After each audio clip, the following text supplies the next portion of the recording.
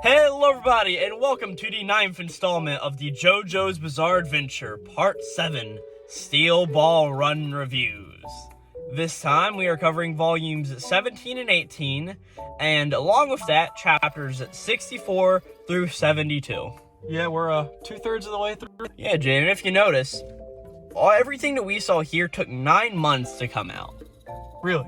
Yes, can't we just really sit here for a second and respect how much work these authors put in to this series? Yeah, especially for the artwork, because you know this art takes forever to draw every single panel. And then, it's really crazy when you really sit down and think about it. I mean, this series started publication, 2004? Or did it wrap up? Steel Ball Run started? Yeah. It started 2004. It wrapped up at the very tail end of 2011, and the month after Steel Ball Run ended, JoJillion came out. Wow. There was not a break. And that's sort of crazy to think about, because, I mean, if we're sitting here, I mean, we've got the great foresight of being able to read this, right? All together as one piece. But, I mean, people back in the day, I mean, they couldn't. They had to wait for every installment of this. And is an arc sort of like what we see here? Because, in my opinion, this sort of seems to be the beginning of the final arc of JoJo's Bizarre Adventure. I mean, it really seems that way, and the action sort of keeps building up, and eventually we get, who shot Johnny? Yeah. Oh! But, it's just a really interesting thing to note is that this was all they had. I mean, right now, we're sort of seeing this because the day of recording this, the next chapter of JoJo Lands comes out, right? Chapter 2 comes out today, so I'll be reading that as soon as we wrap this up. Yeah, so it's just a really interesting thing that, I mean, of course, this is the only thing that I've read, right? And I'm just going to read Part 9 just for the fuck of it. Yeah. I mean, just for the hell of it. I mean, it's going to be funny if I still don't know anything. I may check out the other JoJo parts at some point, but I really don't know. But just thinking about, like, this series took so long to come out. And then when we really start thinking about that is whenever we think about One Piece. Yeah, whatever. the 25-year adventure. Yeah, because every part up to now had only took about 3 years to write. This one took 7. Because Phantom Blood, I mean, that took what, like 1 year. Yeah, like under 30. It was like what, 36 chapters? 40-something chapters. Yeah. I mean, that's like under a year. You've got what, Part 2? Part 2, I think, took about 2 years. 2 years. Part 3, that formed the longer part. That was, right? I think, that was around 3 or 4 years, and then all the other parts after that, 4, 5, and 6, were all around 3 years of time. Because those are each about like 150th chapters, right? Give or take, yeah. And those are a weekly chapter, right? And whenever you think about like weekly and monthly chapters, I mean, it's just such a different beast with both weekly and monthly. And it's like, which one would you rather do if you were a manga artist? Would you rather put out 4 chapters a month, all about 19 pages, and have a weekly deadline? Or would you rather do it on a month, but only have to put out like 48 pages, but still... I think that's what allowed Part 7 and Part 8 to be much higher quality, is because he didn't have such a hard timeline to deal with. Yeah. But another thing to note is that these volumes have only very recently got translated in the past few years since the anime came out. Because, I mean, these volumes have only been available in Japanese for years. And Steel Ball Run English official volumes still won't release for at least, I think... three or 4 years. I saw a funny post on Twitter. I think it was from the Omnibus Collector, who's a big guy sort of on the anime and or the more manga YouTube sphere, right? And I think he did something. He was like, at this pace, the first volume of JoJo Lands will come out in August. It was like 2031 or something. Yeah, it's ridiculous. And it was just like, yeah, I mean, with how they're doing it, it's going to be crazy.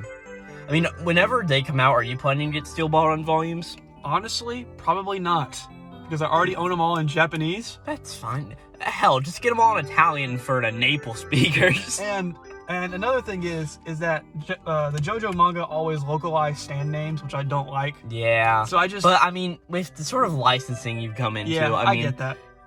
It would be really hard to do so otherwise. I mean, Araki has that nice creative freedom being that he is in Japan. Yeah, so... Where I guess the laws surrounding that are a bit different. Well, it's when the name translates into Japanese, it's a little bit slightly bastardized, just how Japanese language works. Yeah, so it's not the exact thing. So it's not the exact same word. Yeah, I mean, what is dirty deeds done cheap in Japanese? Dirty deeds done dato cheap. Great. Which is why they abbreviate it to D4C. 4 Ds and a C. Yeah. Well, I got that at least. Alright, but at this rate, I think we need to get started. So thank you for listening to our inane rambles here at the beginning. Yeah. And without further ado, who's the author of this series, Jaden? I think we mentioned this. Hirohiko Araki. Well, we just gotta always put The it man, in. the myth, the legend. The man, the myth, and the legend himself. Still going hard at 63 years old. Man, he's 63. 62 or 63, yeah. Yeah, I mean, he's got a legacy behind him. Yep. And then, what happened last time? So the last time, Lucy had become the Virgin Mary, essentially. Yes. Which is, I cannot believe I never made that connection. Did you really not? No. I mean, yeah, that's sort of the deal there. And also, Johnny and Gyro had just wrapped up with Civil War, and they're whole... They're on the road to find Dio. And they're on the road to find Dio, and... Let's see, Johnny unlocked a new spin dimension ability, or Tusk-Act 3. Tusk-Act 3. Another thing is, Wake Up People and Steven Steele got caught basically in an explosion, but both barely survived. And Magenta is indeed dead. Yep.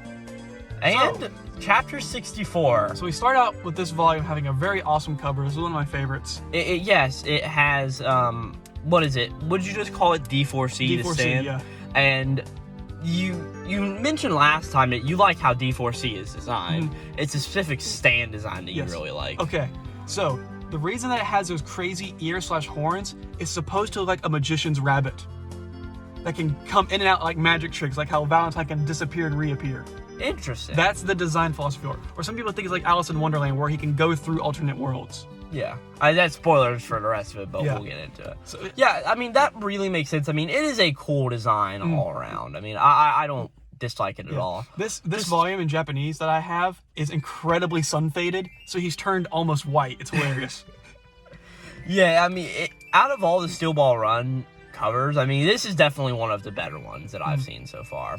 But also, another thing about the covers is that they're very segmented, right? I mean, they don't always show what's happening in the volumes, Yeah, right? they're just an art showcase, really. Yeah, they're just an art showcase. And also, I mean, granted, like, I have always preferred volumes which have a single character on it, and like a Bleach cover, for instance, right? It always has one cover on it, and it's always really good art. Or Fire Force, same deal. Always one character and really good art. Yep. And then you have what I call like the Naruto and One Piece spreads, which are like multiple characters like exploring the world, right? Do I care either way? No, but I just prefer the one design philosophy over the other. And along with these volume covers not really having anything to do with the volumes half the time, it's sort of just like, okay, sure. I mean, really, at best, it has a character on it that's relevant to that section of the story. Yeah, which it doesn't always do, but that's way besides the point. Yeah. So we start off with a character recap, giving everybody's goals or motivations. I think this is a good point to have this in the story. And because, like we said, this is really the start of the final arc. And also, a good thing to note is that this is at the beginning of a volume. Yeah. Right? Right after the page where all of the characters are introduced on it. Yep. But... And then we get one of the most bizarre things to happen so far. Gyro eats horse poop. What? He bends down, picks up horse poop, and starts licking it to find out where Dio is. Tracking his horse's shit. Oh, I thought he just did it without footprints. Okay. No, that is horse shit that he picks up. Okay. Alright. Yeah, but they pretty much are getting ready to go after Dio. Yeah. And Johnny ends up seeing him running through an alleyway because, if I'm not mistaken, they're still in Philly right now, right? Yep.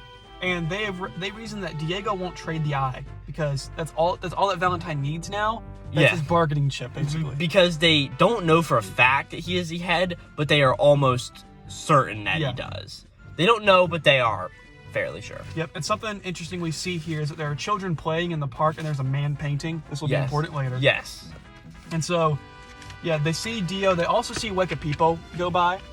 Yep. And Johnny basically says that he is ready to kill if need be. And he's ready to get rid of Dio. And you can see the fire in his eyes. Yeah, because he's like, Gyro, let's clarify. If something happens here with Dio, we are getting ready to kill him. And Gyro, being a doctor sort of by trade in a way, I guess you would say, he's like, no, we are not killing him. We will beat him within an inch of his life, but we are not going to kill him. Yeah. Which, it's a very interesting motivation, especially seeing how these two characters are splintering off, and especially here at the very end of these two volumes, whenever Johnny and Gyro have another conversation, it really puts like the idea of their differences coming together more explained, right? It's a very interesting clarification sort of note. So at this point, Johnny is able to see both Funny Valentine and a different enemy, and Johnny also sees D4C, which I'm gonna refer to that because it's just easier. Yeah. But Gyro doesn't see him. Well, no, the thing that happens is that Johnny's like, hey, Gyro, you go over there and scout him out, right? Yeah. So Gyro goes over and stands corner of the building, and from one direction, we see this man who we'll eventually learn is Disco. I know. His name's just written really funny. It is written weird. And I saw in the volume notes why they did it like that, but still, we see this guy named Disco and the president both walking towards Gyro's. He's at a corner of the building, and he doesn't see either one of them. Or he doesn't see the president more. And at this point, Johnny's just like, hey, dude, the president's right behind you, right? Yep. And he turns around, and he gets a bullet put through his head. He gets capped in the face by a mystery man. We can't see exactly who it is. Right, and that's where the first chapter ends. Yeah. I mean, these chapters all sort of seem short, and they all sort of end at the point where, like, oh no, what happened here? Yeah. Right? So... It's almost like it's a very common storytelling device for monthly chapters, Corbin. Well, no, from what I've seen is that with monthly chapters, they, like, in other series, what happens is, at the end of a chapter will almost be sort of like either a shock factor moment or just a wrap-up for clarity, right? Here, that doesn't really seem to happen, right? It sort of just seems that whatever the point of story is, that's where it ends. Yeah. Right? It doesn't always end off on that good note. But besides the point. Well, anyways, rolling right into chapter 65, Gyro tells this guy, hey, don't move. I want to go get this guy. Which, you know, is like trying to tell somebody to shoot. Don't shoot me. I got to go do something first. Yeah. He's like, hey, man, I don't know. He tells Disco, he's like, hey, there's just a gunshot back here. Stop. I don't know what you're doing. Right? Yep. And at this point, as Gyro tries to run, what I called it is a twister board appears on the ground.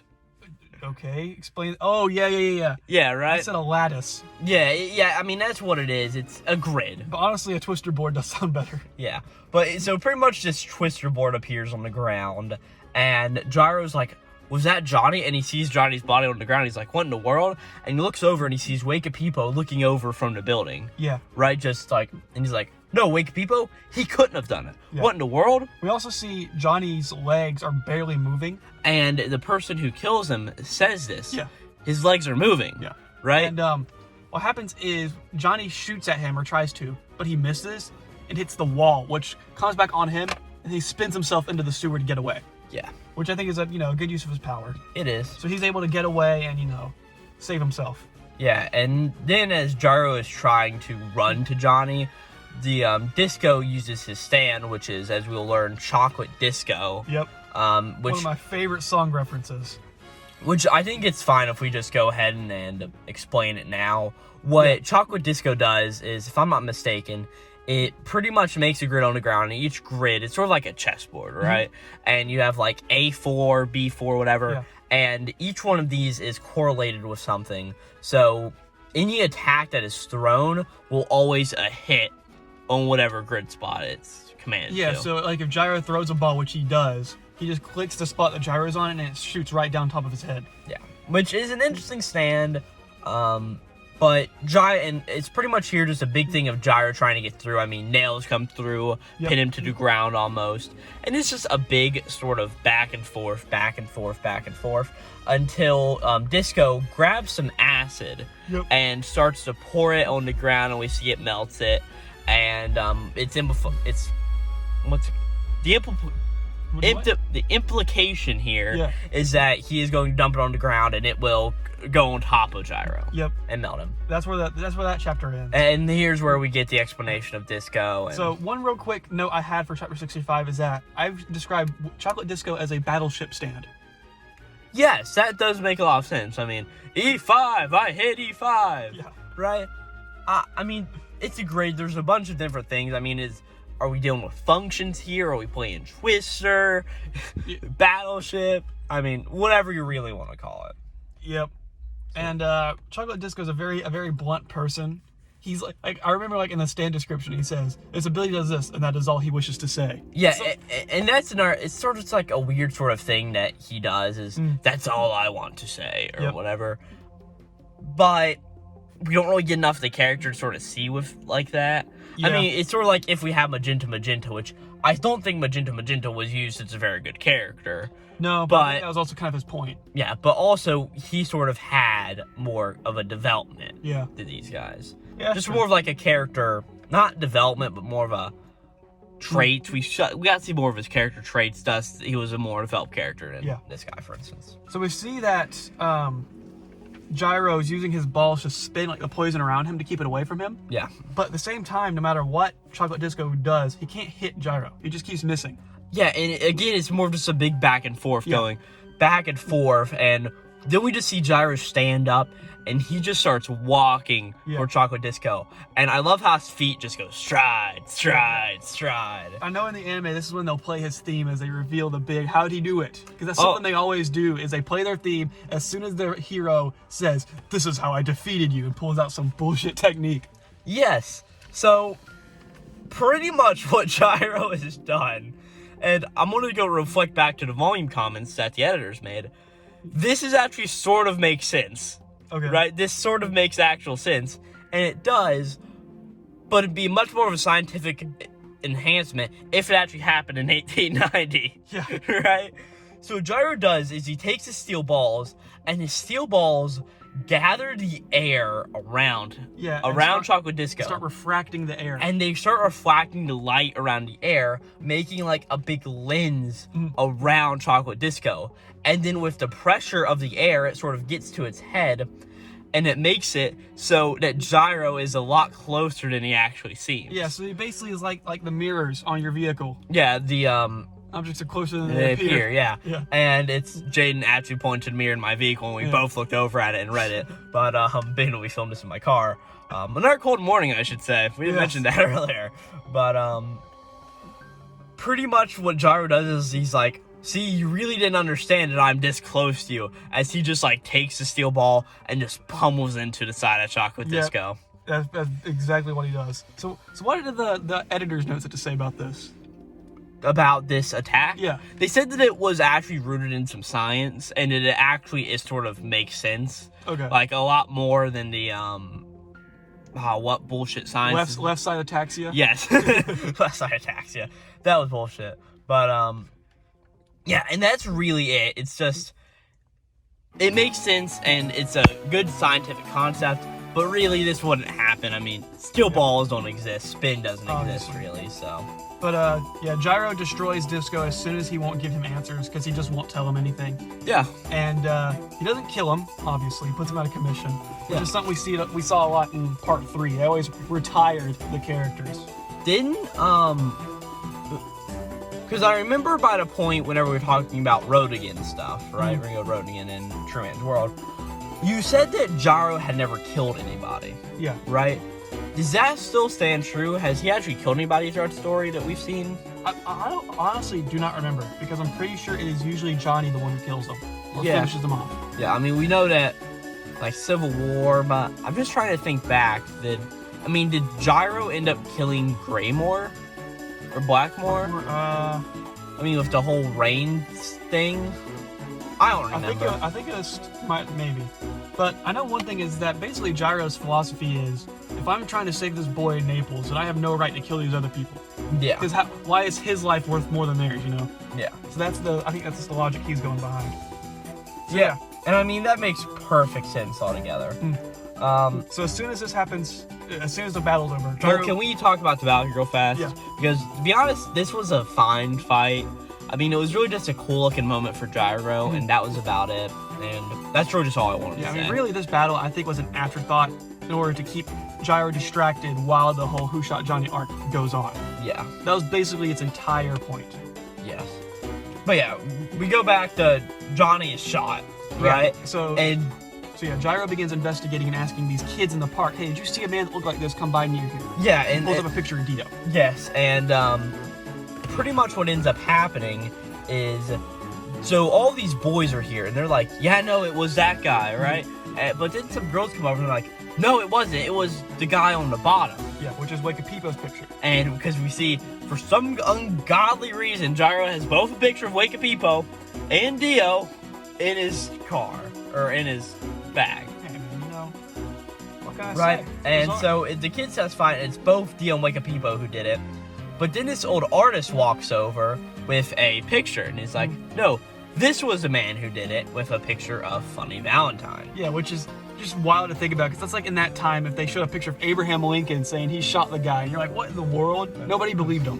This guy made all the slaves come here to begin with. Yeah. Right?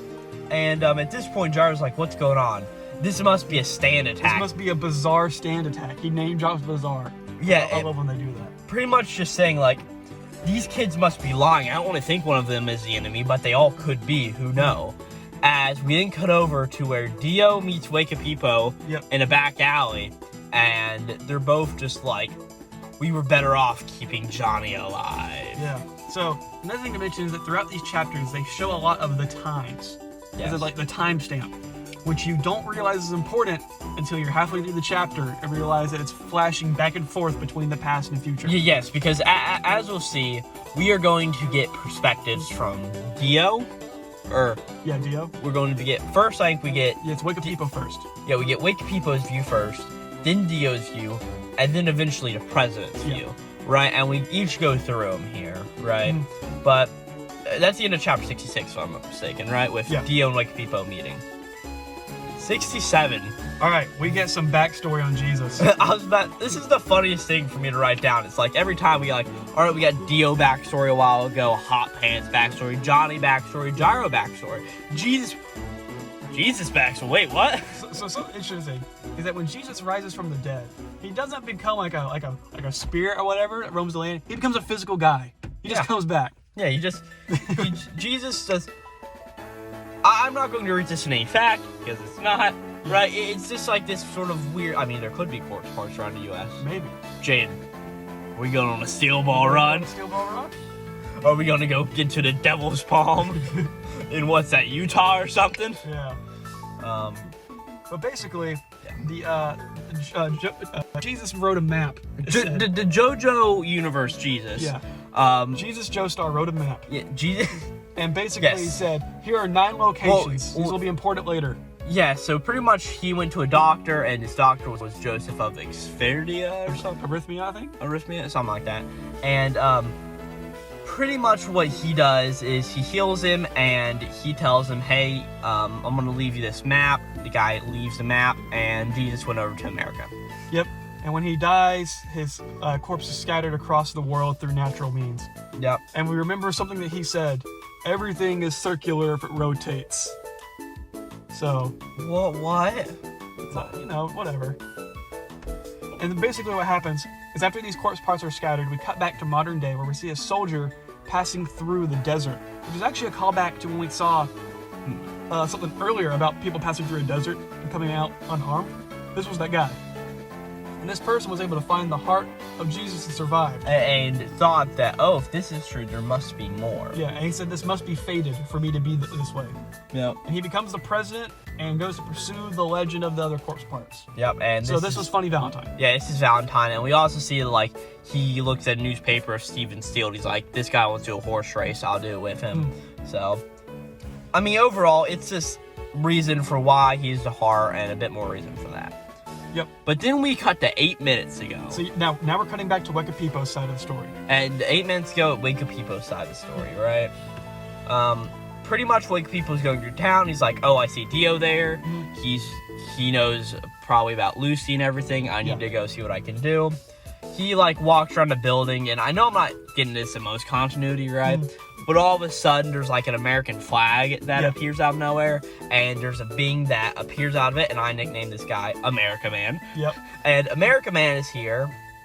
And Wikipedia's like, what? He looks on the ground and he sees a gun, which we will find out a lot later. This is actually Johnny's gun, right? But he takes a gun and he shoots, this America Man. Yeah. But he actually shot Johnny Joestar. He falls out of the flag.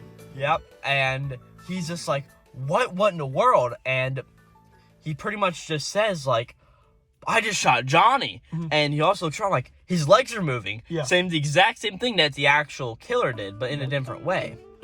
So something to note is that at this point, Wikipedia decides he's going to ally with Dio because he does not want to be on the losing side. He wants to be able to defeat the president and regain a name for himself. And he thinks that Dio is the winning side. Yeah, and then after this happens, he thinks Dio betrayed me. He lured me into this trap. Yes, and he then looks around, and we get the exact same shot of the end of last time from Wake of Hippo's side, with him seeing Dio, who's all shadowy, walking up and saying, "Hey." Why do they meet again? Yep. Yeah, and they meet again, and it's just, what does Dio say? We should have left Johnny Joestar alive. It's best if we leave Johnny Joestar alive, right? Yeah. And at this point, we cut over Dio's point of view now. Dio now, yep. And pretty much we see that Dio went and tried to infiltrate. Now, in Philadelphia, that is, of course, where in the 1890s, the capital of the United States was, right? Because, what was it, 1913-ish?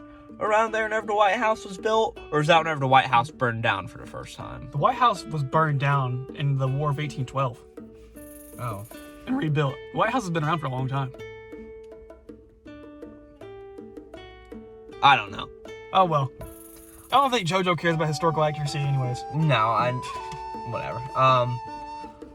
Pretty much, yeah, it would have happened in 1913, because at that point, it would be like halfway through the presidency of somebody. I don't know. Anyways, yeah. Dio gets stopped by a soldier. Yes. So he disguises them as little tree dinos. Well, It does us a better job in the colored version, because it makes them be the color of the tree. Yes, long story short, what I'm trying to say is that this is a presidential mansion or something sort of over in Philadelphia. Yeah, Independence Hall, I believe, right? Is that what this is? I mean, I wouldn't doubt it, but I mean, that is one of the... Yeah, sure. I know Independence Hall is the location. I'm not sure if it's the exact building he's in. Yes, it definitely seems to be more of like a wooded area, but also this is back in the day of 1890 with very little historical accuracy. Yeah. So yeah, but pretty much Dio infiltrates. Some guards notice him. He turns them into lampposts. Eventually, Funny Valentine walks by, and... Yep. That's on chapter 68 now. Oh, no, what happened in 67 is we just see Dio going into house and we see the president walking by. Okay. And then in 68, Dio's in the house. We see the president's walking alone, and that's where he makes the dinosaur lamppost. Yep. And he sees that Lucy is being wheeled out, on a stretcher. Yeah, and we then see the Dio follow out. He's got this guard disguise on. He discards it, and as he goes over, he goes back around and he uses his raptor to hop on top of the building to see what, because he can tell that the president's going after Johnny and Gyro. He says he's going to use Weka People's ability, or use Weka People to see what Funny Valentine's ability is. And something interesting that we glazed over is that when they're in the building, the guard says, "What are you doing?" "We have orders to eliminate these three men." Basically, Valentine is rated to get rid of Dio, Johnny, and Gyro. And I don't think he really knows about Wake People. Right? And at this point, Dio's like, "Oh shit, now I gotta do something about this. It's my life or his." Yeah, so at this point, he knows he's been betrayed.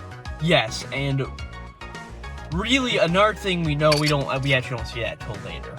But so Dio uses his dinosaur ability to hop on top of the building here, this corner building, which we see everything happens on. And as he's up there, he ends up looking over and almost falling down because he sees the American flag like Hippo. And he goes on the ground, pulls his gun, and it ends up that he shot Johnny Joestar. They basically get up in a tangle and then they find out, well, I shot Johnny. Yeah, and we see that, we also see Weka People back in the alleyway where he was. We can almost see two of them at the same time on the panel, I'm pretty sure. Yeah. And we see that, Wake People is also there, and we see the Dio, and he says the exact same things. Yep. I just shot Johnny Joestar. His legs are moving. Yep. And that's the end of the chapter. Yeah, well, we see also... oh, no.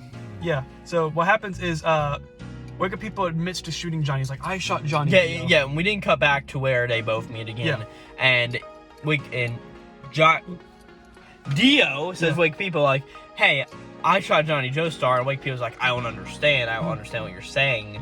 And they both see that Valentine is walking towards them. Yep, and he goes to attack with D4C, and they both go to attack Funny Valentine. And they're both going to hunt each other as we see Valentine just appear out of nowhere above them in his stand and go around, arch around, and just completely hurt them. Yeah, so what happens is when Weka People goes to throw his ball, it goes straight through Valentine's head without any harm.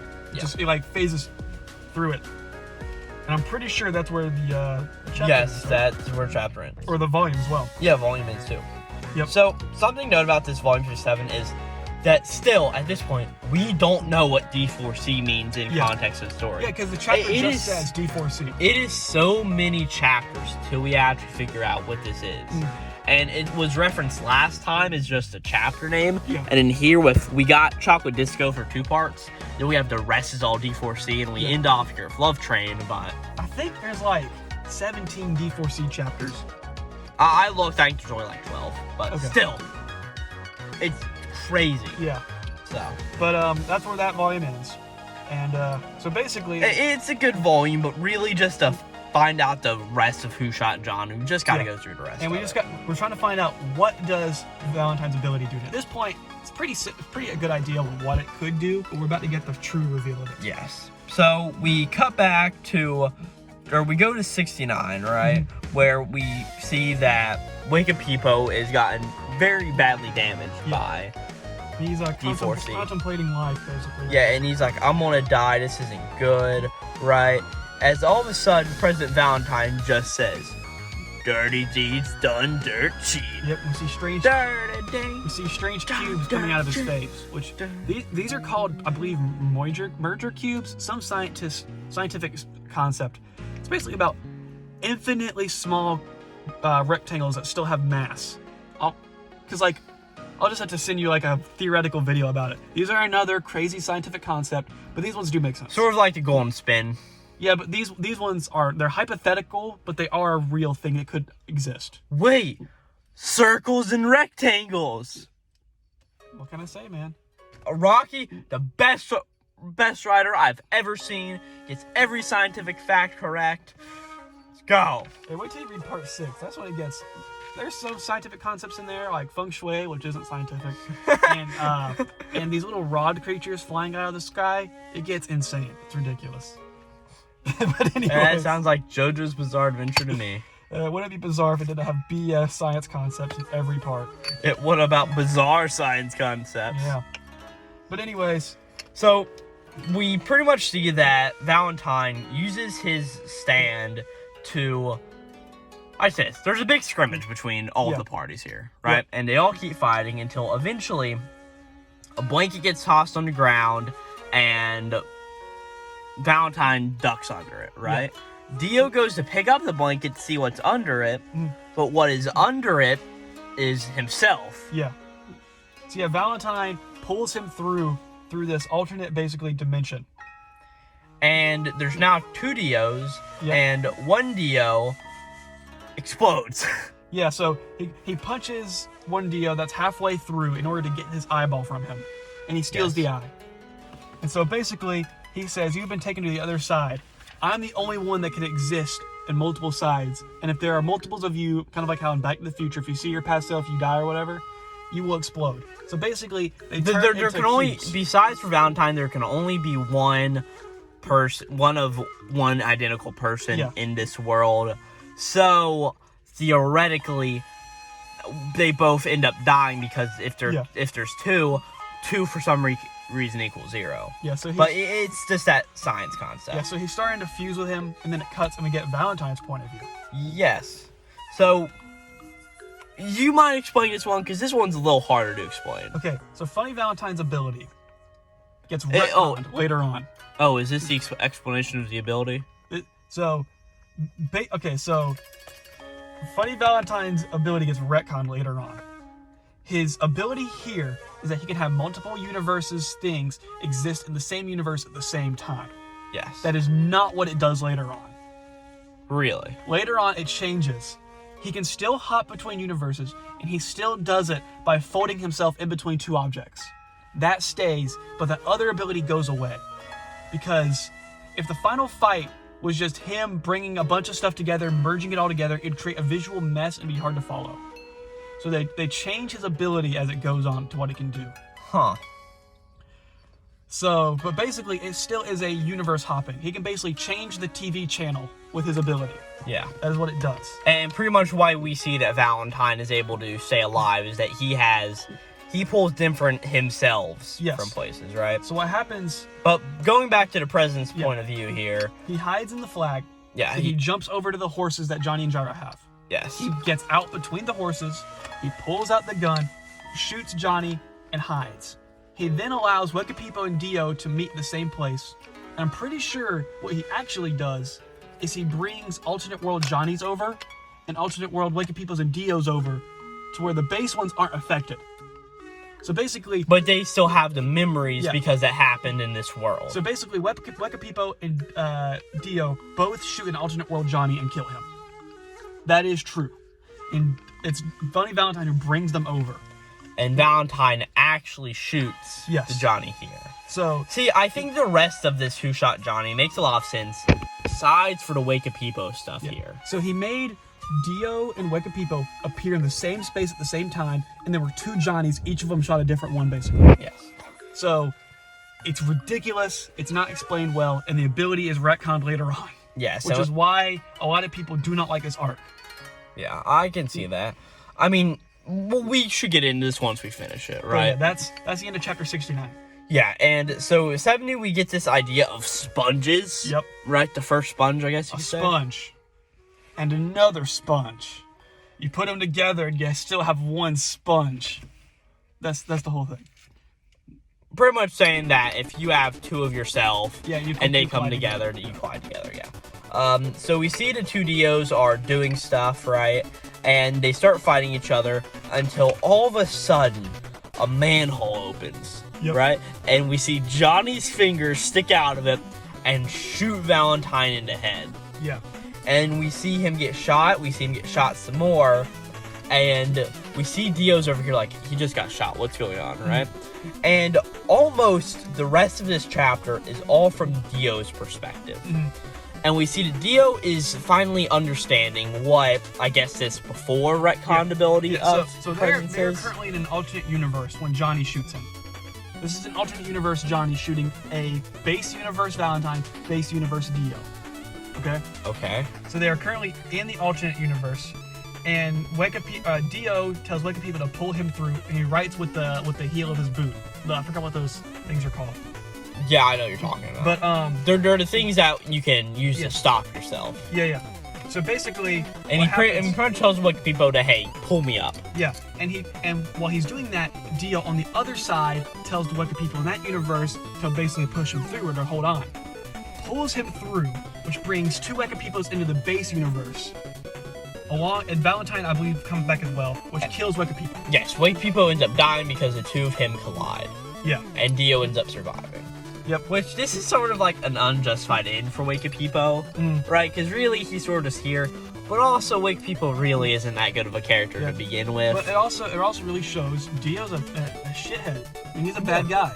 Yeah. He did it just for his self-gain to get out and to get away from Wekapipo. But to be honest, this gives a lot of good characterization to Dio and really makes him a likable character in my eyes. I mean, after this arc, I mean, I've always been a fan of Dio, especially from like Scary Monsters, or I guess we say Diego. Yeah. But I just really like him more. It And definitely doesn't make him a likable character; it makes him an enjoyable character to watch. You know? I honestly, out of this, Dio's probably my favorite character. Okay. I mean, I do also like Johnny and Gyro. I do think they both provide a lot of characterization. And from the beginning of the series where I really thought Gyro was just an asshole, Yeah. I do think they both are really good characters. But to be honest, Dio's like the best character here. Yeah, because something interesting is that Dio, throughout Part 1 and Part 3, has a lot of bravado and cunning. And this alternate world Dio focuses on the cunning aspect of him. He's Yeah. very calculated and methodical. Yes, by So- far. Anyways, something that Johnny realized... crap. I do not remember. Man, I don't remember if Johnny was in the alternate universe or not or what. But anyways, somebody realizes, I think it was... Yeah, Johnny realizes that these corpse parts are only in one world. No, it's Dio. Dio, okay. Because in And the other 'cause world, like I there are said, this- diamonds. Yes, because in the other world, there's like another idea of it, right? So, like in the other world, this race is being held for diamonds that Valentine scattered around. But the corpse only exists in one world, the true man's world. So this is the base universe, basically. Another thing is, Funny Valentine is injured beyond repair because Johnny shoots him. So he But- brings out a new one. So he goes in like, I don't know what, Universe 40 and just brings out the next Funny Valentine. Do you remember when we saw Funny Valentine being a fat fuck and then comes back lean? Oh, yeah. A lot of people theorize he brought in a new, more fit version of himself to be fit for to fight Johnny and whatnot. Yeah, I mean, I can see all this, yeah. Now, you want to know what Rocky said? What? No, he just worked out and got fit. And it was just an art style change. And of course, but didn't he come back fit after he got shot by Lucy? That's what a lot of people think, is that he came back basically fit after being shot, but I don't know. It's very confusing. so I can definitely see. That is personally what I think. I think that he did die and then just brought a new one. Which Yeah. makes it, how in the world are we going to defeat this guy? We can't kill him because he's just going to bring back new ones. He'll fold himself in, pull out a brand new one, and we're back to square one. Yep. Which makes us think, there must be so many universes where the president just shows up on the ground bloody and they've got to blame somebody for assassinating him. But it's like, who do you blame at that point? Yep. Yeah, because probably just, you'll be sitting, the president's been assassinated. Who? He just showed up dead. I mean, it was just Funny Valentine swapping in a new one. Oh, we just saw him fall from the sky. It's almost like, I don't know, we were thinking about inventing that aeroplane thing, but where did it come from? But anyways, Why is the president dead? But anyways, that is where this chapter ends. So Yeah, it's we're really, really weird. So we're really getting. I mean, later on, it doesn't stay this confusing, and it's a good thing because it does a lot less of let's pull these guys through the alternate universe, more like I pull things out of the alternate universe to you. Yeah. So it makes things a lot more simpler to understand. Definitely, I do like the whole idea of how Wakepipo and Dio did through their point of views, right? Very interesting. Yeah. But then the president and his such bullshit conceptual ability is really weird to add on to everything else. Yeah. Right? Do I think this arc is bad? No. But it could have been written a bit more streamlined to make a bit more sense. Yeah, and I think the biggest problem here is that the ability that they explain here doesn't have that same power later on. So people are like, what is it doing now? It basically changes. Yeah. It's because, I mean, Araki didn't want this ability to stick around. Which, just to go to show his genius planning abilities, Oh, of course. I mean, best author of all time here, right? But this D4C is my favorite stand, and you'll see why. It's really cool what the shit it can do. Oh, I'm sort of imagining what it can do now, and I imagine it's pretty cool. So 71, we cut over to Lucy. Yep, so Lucy is basically giving birth. Yes, and it's like, oh no, it's been 4 hours and she's already to get birth, right? Yep. What happened here? We see Steven's also here in the presidential manor, and he's actually not allowed to be worked on, right? Not allowed to be stitched up or whatever. Yeah, so he's just dying. Yeah. And all of a sudden, we see that Lucy hears a message of, cut, don't cry, cut. And let's just say that 71 really just focuses on Lucy. She's the whole part of it. And as it goes through, we just go through and she's trying to get Steven out and she messes around with some things, right? Yeah. There's this one guy who just tries to tranquilize her and just keeps saying things like, docile catfish, make her a docile catfish. He says it like 7 times. It's ridiculous. like, what? But eventually we see that Lucy is able to pull out a slicing blade from her face. Yeah. And she ends up using it to mess up some of these guys. Yep.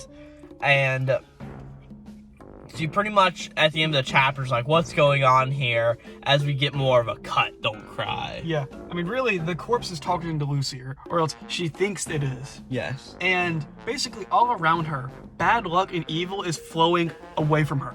She hasn't been harmed in any way. Miracles are happening around her. So, this is honestly, I think, this really helps lead up into part 8. Because in part 8, there is a stand that redirects all misfortune onto a single person. The closer you get to the stand, the worse it gets. You'll have random stuff falling out of the sky, chairs will just slam into you, you'll stumble over, and it's unavoidable. So I think this is really setting up for part 8, because part 8 has a lot to do with calamities and luck, and redirecting bad and good forces. Sure. So, listen, you don't understand the importance of this, Corbin. I do. I get you. This is the power of hindsight. Yeah, hindsight 2020. That's where chapter 71 is. Yeah, 71's just a really short chapter, really just focusing on Lucy. Yep. 72. Oh my gosh. All right. Gyro spins the drains. He uses the spin Yep. to look through the drains to find Johnny. Yep. And he eventually does. And Johnny explains what happened, that Valentine did shoot him. He explains all this. Gyro starts healing him up with his balls and the zombie horse. Well, because, not yet, because they both talk to each other, and Gyro explains the, what are they called on the horses? The stirrups? The stirrups. Yeah. And he explains that stirrups weren't invented here until the 11th century. Yeah. You know why? Because people needed the power of horses. That's later. What happens first? Okay, so Gyro basically tells Johnny it's time to give up. They should just. Oh, he does. Valentine's got all the parts. It's time to give up. We've lost. Yeah.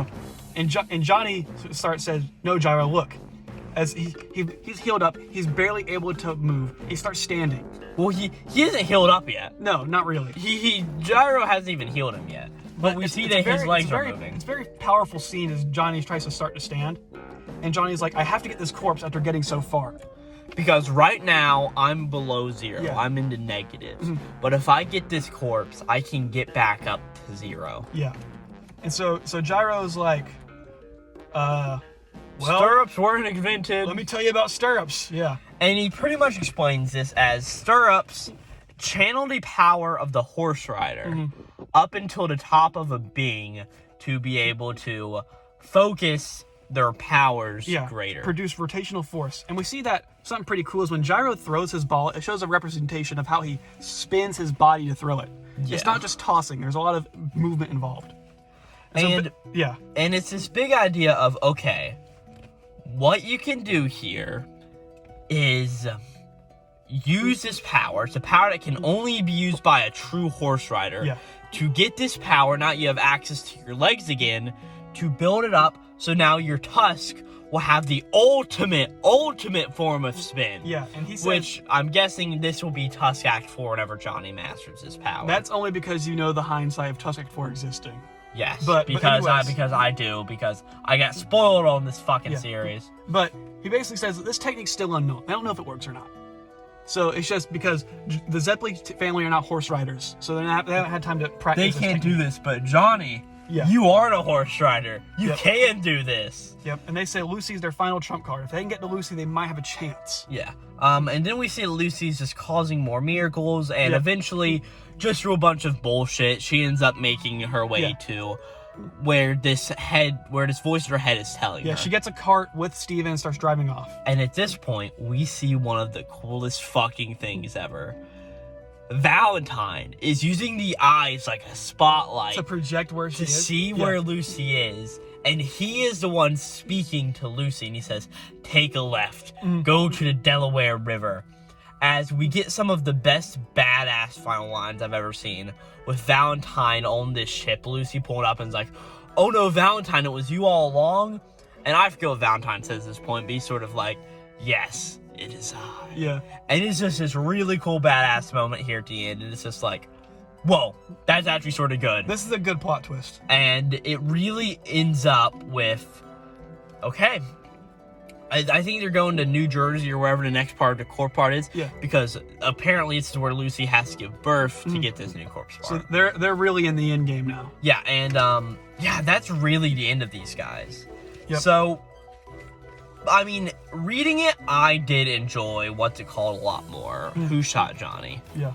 But explaining it really wasn't too fun. That's the thing. You read it, okay, that's cool, makes sense.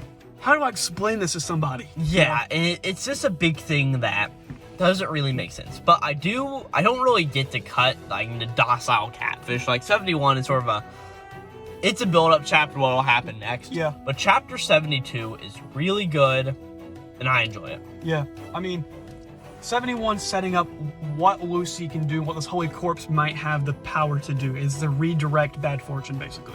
Yes. So, these are some pretty good chapters. We really are in the end game now. We're really starting to see the culmination of Dio's motivations, Gyro's, Johnny's. Everybody's. Yeah, except Hot Pants, she's MIA. Yeah. And Weka Pipo's in the grave. yeah. That was a really sad end for Wake Up Epo. Yeah. Not that I care about his character, but just like, he should have gotten better. Yeah.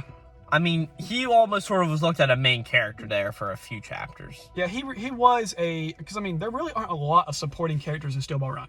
There's Johnny and Gyro, and then throughout the part we see Hot Pants Diego, kind of Wicked People a little bit. Mountain Tim and Lucy. Yeah, that's about it though. And yeah, there's just not really a whole lot of supporting characters. There's just a lot of antagonists. Yeah. I mean, somebody who, to be honest, I wish we see a bit more here being a supporting character is, I know it's a different part, and I don't know if he comes up later, but we haven't seen Pocoloco in a long time, right? Yeah.